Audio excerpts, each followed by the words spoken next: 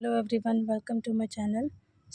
आज का दिन जैसे कि आप जानते हो 196 डेज़ बचे हैं नीट में। एंड आज का दिन बहुत ही प्रोडक्टिव था क्योंकि मैंने जब सुबह उठा तो मैंने इसका एनिमल किंगडम जो है वो पूरा किया कंप्लीट। एनिमल किंगडम सारा मैंने आज कंप्लीट किया है। एंड उसके बाद मैंने थोड़े से डीपीपी सॉल्व किए थे जो कि एनिमल किंगडम के ऊपर ही थे, एंड पीवाईक्यूज़ को सॉल्व किया मैंने। एंड उसके बाद फिर देखो मैंने किया है breathing and exchange of gases, जो कि मुझे बहुत दिन से पढ़ने का मन था। मैं कल भी पढ़ी थी, बट कल मैं जब क्वेश्चन लगा रही थी तो उतना ज़्यादा मुझे वो प्रोडक्टिव नहीं लगा क्योंकि कुछ कोर कॉन्सेप्ट थे, उस पे क्वेश्चन थे, मुझे नहीं बन रहे थे आज से। तो मैंने पहले लेक्चर लिया breathing and exchange of gases का।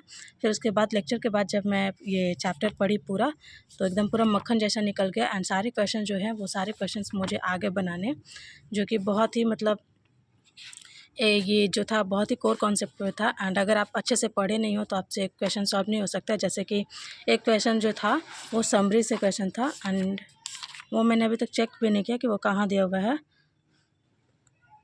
ये वाला था, the factors are favourable for the diffusion of carbon dioxide in the opposite direction, that is from tissue to alveoli.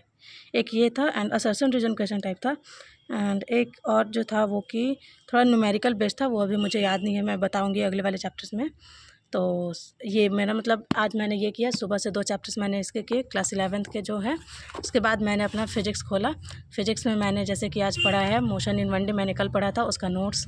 ये देखो मैं थोड़ा थोड़ा ये यहाँ कुछ लिखती हूँ, 7 कॉन्सेप्ट जो कि तमन्ना मैम का सीरीज़ है, वहाँ का क्वेश्चन कुछ सॉल्व करके मैं लिखती हूँ। तो ये देखो मैंने बेसिक मैथमेटिक्स का पूरा नोट्स तैयार कर लिया है, क्योंकि मैंने देखो पिछले बार में मैंने जब ड्रॉप लिया था तो नोट्स तैयार नहीं किया था, उसके पिछले साल का ही नोट्स मैं पढ़ रही थी। लेकिन अभी बहुत कुछ चेंज हो चुका है सिलेबस में, एंड बहुत वास्ट लेवल का, मतलब थोड़ा हाई लेवल का पढ़ा रही है मैम। तो मैंने उनका ही नोट्स बनाया है, जो कि ये देखो मैंने पूरे अच्छे तरीके से आज कंप्लीट किया है। मोशन इन वन डे का भी कंप्लीट किया है मैंने, units dimension motion in one day. ये थोड़े से क्वेश्चंस कुछ कुछ जो ज़्यादा डिफ्रेंशिएशन और इंटीग्रेशन के जो फॉर्मूलाज होते हैं वो मेरा बाकी है अभी। एंड उसके बाद देखो ये यूनिट एंड डायमेंशन। अगर आपको ये नोट्स चाहिए तो प्लीज़ मुझे कमेंट करना, क्योंकि इतने सारे अच्छे नोट्स मैंने कभी नहीं बनाए। मतलब एक एक पॉइंट इसमें लिखा हुआ है। ये देखो करंट को क्यों नहीं, मतलब ये करंट क्यों फंडामेंटल क्वांटिटी है, चार्ज, जबकि हम लोग को लगता है कि ज़्यादा आसान है, बट ये देखो कितना अच्छा से मैम ने समझाया। Current is a fundamental quantity instead of a charge because the greater is with which current can be measure. क्योंकि हम लोग एमीटर जो था वो डिवाइस, उसकी वजह से हम लोग करंट बहुत ईजिली मेज़र कर सकते हैं, इसलिए इसको फंडामेंटल प्रॉपर्टीज़ में रखा गया। एंड सारे जो छोटे छोटे पॉइंट्स होते हैं वो सारे कुछ ऐड करवाइए मैम ने। तो ये देखो पूरा स्ट्रैटेजी बताया मैम ने कैसे सॉल्व करना है क्वेश्चन। और ये देखो ये राउंडिंग ऑफ वाला क्वेश्चन है, एंड इतने सारे क्वेश्चंस के साथ मैम ने कराया था। तो मेरे बहुत ही अच्छे नोट्स तैयार हो गए। एंड मुझे नहीं लगता कि इसके बाद मुझे कोई यूनिट एंड डायमेंशन के कोई भी क्वेश्चन नहीं बनेगा ऐसा, क्योंकि मैम ने इतने बारीकी तरीके से मतलब पढ़ाया सारे, मतलब डायमेंशन एनालिसिस भी मैम ने करवाया। उसके बाद मैंने यूनिट एंड डायमेंशन जो किया है वो भी बहुत ही कोर कॉन्सेप्ट से मैम ने पढ़ाया है। एंड ये मुझे काफ़ी अच्छा लगा उनका, मुझे मतलब स्टाइल जो होता है वे उनका वो बहुत पसंद आता है मुझे, इसलिए मैंने सोचा कि इस बार क्यों ना एक नए सिरे से पूरे नोट्स को तैयार किया जाए। तो मैं पूरा नोट्स कर रही हूँ। यहाँ कुछ मेरे बच गए हैं, एक पेज मैंने यहाँ पे छोड़ा हुआ है। फिर उसके बाद मोशन इन 2D जो मैंने की थी परसों, उसका भी मैंने नोट्स आज किया। तो आज बेसिकली मैं फिजिक्स में बस नोट्स कर रही थी।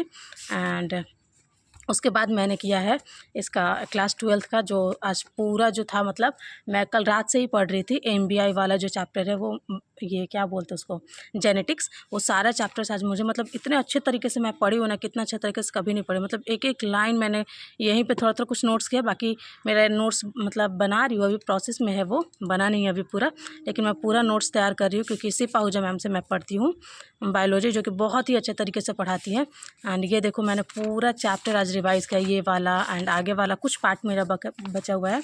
जैसे कि ये वाला, ये जो डिजीज़ेस, ये सब जो है मेंडेलियन डिसऑर्डर्स, जेनेटिक डिसऑर्डर्स, ये वाले बस पोर्शन मेरे बचे हुए हैं, जो कि शायद मैंने लेक्चर नहीं लगाया उसका, क्योंकि अभी तक डाउनलोड भी नहीं किया मैंने उनका लेक्चर। तो अभी पढ़ाई नहीं है मैम, तो अगर वो पढ़ा दे रही हैं तो मैं उसका डाउनलोड करके एंड ये वाला भी पूरे अच्छे तरीके से समझ जाऊँगी। बट यहाँ तरीके से अगर मतलब एक भी क्वेश्चन मैं मिस नहीं कर पाऊँगी, ऐसा मुझे लगता है। मतलब इतना ज़्यादा कॉन्फिडेंस फील हो रहा है ना, कि मतलब मेरा बहुत ज़्यादा बैकलॉग हो गया था, और बैकलॉग के बाद जब आप इतना पढ़ते हो ना, तो बहुत ज़्यादा आपका आज प्रोडक्टिव डे होता है, मतलब मानते हो आप। तो मैं मानती हूँ कि अभी तक मैंने जब से प्रिपरेशन अपना स्टार्ट किया है नी 2026 के, मैं करीब 1 महीने से तैयार मतलब कर रही हूँ प्रिपरेशन उसकी। तो उसमें मतलब सबसे ज़्यादा प्रोडक्टिव डे मुझे आज ही लगा, क्योंकि कल मतलब मैं रात को बहुत देर तक पढ़ी थी। 1 बजे आई थिंक मैं सोई थी एंड 8 बजे उठ के फिर 8 से 10 मैंने वो ब्रीथिंग एक्सचेंज किया था। फिर उसके बाद मतलब इतना ज़्यादा प्रोडक्टिव डे था कि मतलब मन खुश हो गया है। एंड अभी तो रात बाकी है पूरी, तो अभी रात को भी कुछ ना कुछ कर ही लूँगी। तो ऐसे जब मतलब प्रोडक्टिव डे जब आपका जाता है ना, तो बहुत खुशी होती है अंदर से, पता नहीं क्यों। एंड ये जो साइंटिस्ट वाला पार्ट है, ये भी हम लोगों ने खूब अच्छे से मतलब मैम ने पढ़ाया। सो मतलब बिल्कुल अच्छे से समझ में आया। अगर आप भी चाहो तो उसी पहुँचा मैम को फॉलो कर सकते हो बायो के लिए।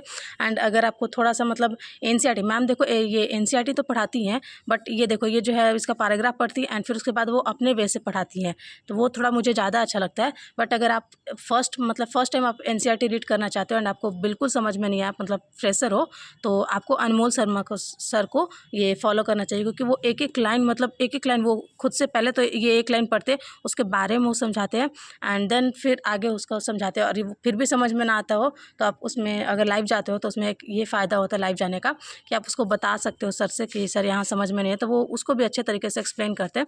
तो बाकी का आज यही मेरा था प्लान। एंड अगर आप चाहो तो ये मेरे चैनल को सब्सक्राइब कर सकते हो, नए हो तो प्लीज़ सब्सक्राइब करो, क्योंकि सपोर्ट बहुत ज़्यादा ज़रूरी होता है। एंड ये इतने हेक्टिक स्केड्यूल से आपके लिए मैं वीडियो बनाती हूँ, मेरे पास कोई टाइम नहीं बचता है, इसलिए मैं डेली जब छत पे घूमने आती हूँ, मेरा मतलब डेली का है कि मैं 10-15 मिनट जो छत पे अपना टाइम स्पेंड करती हूँ, क्योंकि देखो दिन भर आप किताबों के बीच में लगे रहते हो ना, तो आपका माइंड रिफ़्रेश नहीं होता है। तो मैं शाम को थोड़ा सा 15 मिनट लेती हूँ एंड सुबह मैं मॉर्निंग वॉक के लिए जाती हूँ 15 मिनट के लिए, तो वो मेरे लिए बहुत रिफ़्रेशमेंट का काम करता है। तो आप भी ले सकते हो, इसलिए मैं वीडियो भी छत पे ही शूट करती हूँ। देखो ये छत का और ये देखो कितना काफ़ी अच्छा लगता है मुझे घूमना।